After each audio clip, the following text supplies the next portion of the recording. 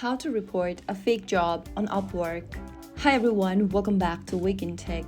Are you using Upwork and found a job posting that looks fake, suspicious, or like a scam? Then Upwork lets you report suspicious job postings directly from the job post.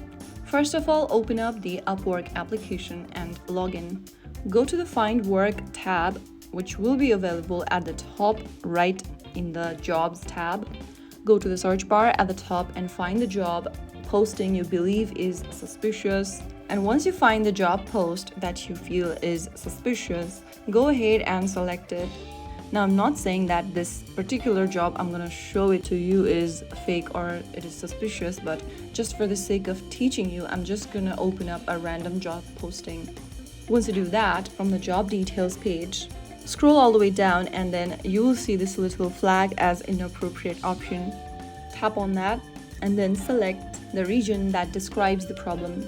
You can tell more about why you are flagging the job post by sharing additional details, which is required, which is a must. Just go ahead and write down whatever you think is going on with the ad or the job posting.